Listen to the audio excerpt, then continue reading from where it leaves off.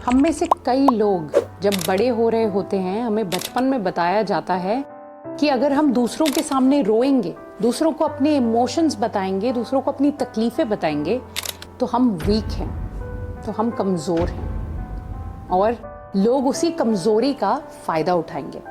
लेकिन ऐसा नहीं है।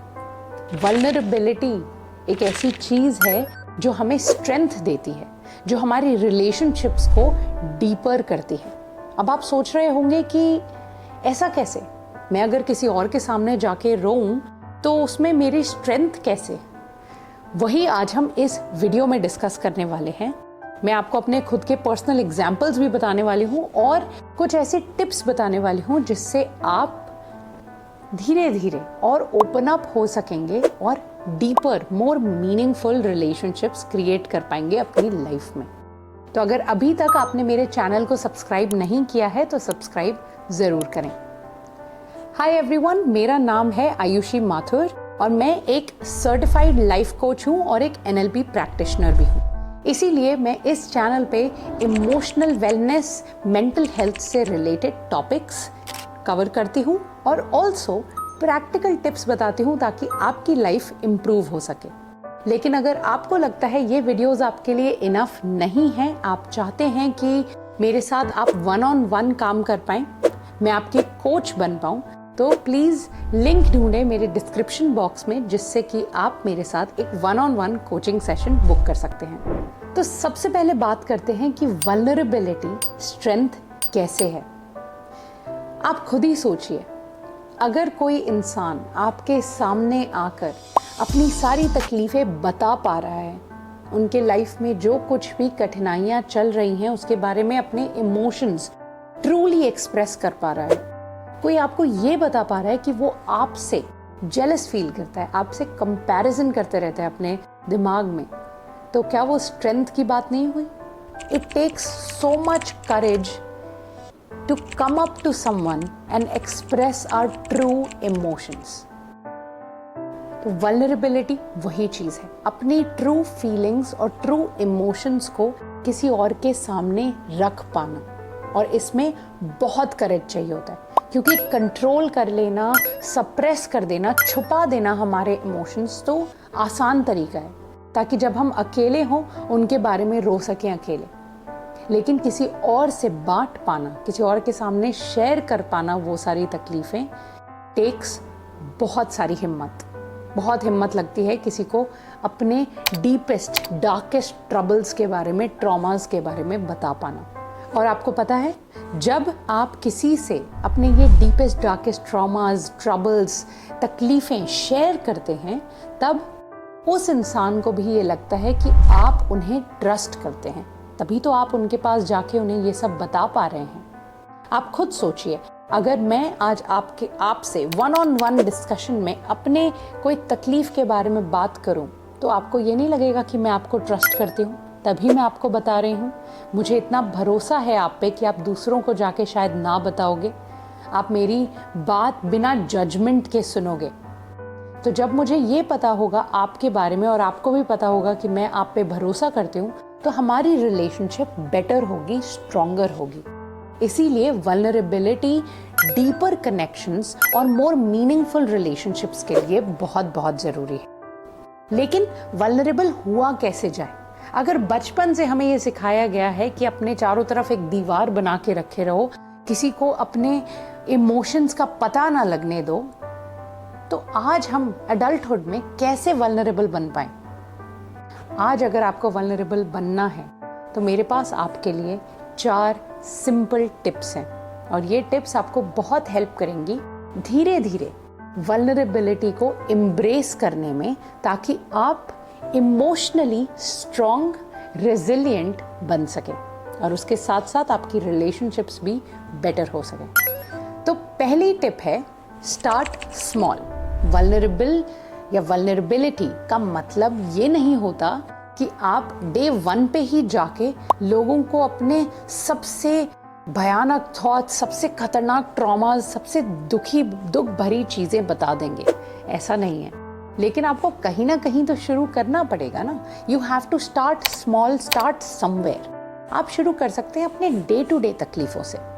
अगर आपको ऐसा लगता है कि फॉर एग्जाम्पल आपका काम बहुत बढ़ गया है और उस वजह से आप बहुत बर्नट आउट फील कर रहे हैं, तो हो सकता है कि आप वल्नरेबिलिटी अपने किसी कलीग या अपने बॉस को जाके बता पाएं।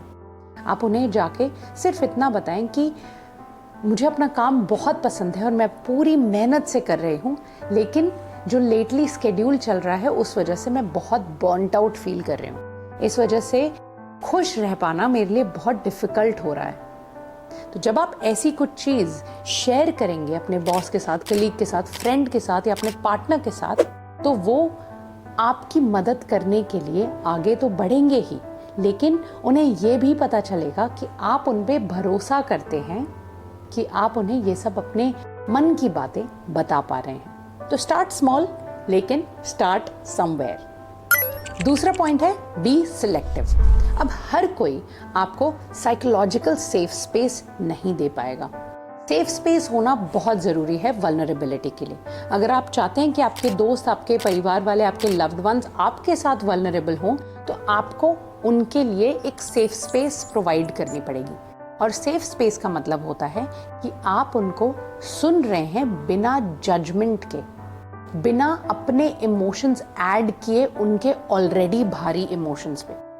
कोई अगर आपको आके ये बता रहा है कि वो अपने दोस्त से बहुत जेलस फील कर रहे हैं, तो उन्हें आप जज मत करिए, उन्हें आप डांटिए मत कि अरे जेलसी का क्या मतलब है तुझे, तू तो बहुत बढ़िया है, जेलस मत फील कर। अगर आप ऐसा करेंगे तो वो अगली बार शायद आपको आके ना बताएं, क्योंकि उन्हें वो सेफ स्पेस नहीं लगेगी। इसी तरह आपको भी ऐसे कनेक्शंस, ऐसे फ्रेंड्स ढूंढने हैं जो आपके लिए सेफ स्पेस क्रिएट करते हैं, जो आपको इमोट करने का, एक्सप्रेस करने का मौका देते हैं बिना आपको जज किए, इंटरप्ट किए। वो आपकी बातें सुनते हैं। बट इसका मतलब ये नहीं कि हर कोई आपको सेफ स्पेस देगा। बहुत सारे हो सकता है आपको रिजेक्शंस, जजमेंट, एम्बैरेसमेंट्स मिलें, लेकिन उस कारण की वजह से वल्नरेबिलिटी को छोड़ मत दीजिएगा। क्योंकि कोई भी डीपर कनेक्शंस ढूंढने में लाइफ में, लॉन्ग टर्म रिलेशनशिप ढूंढने में लाइफ में, हमें बहुत सारे ट्रायल एंड एरर की तरफ के रास्ते जाना पड़ता है। कई ऐसे दोस्त हैं जो हमारे लिए अच्छे नहीं होते, उन्हें पीछे छोड़ देना पड़ता है।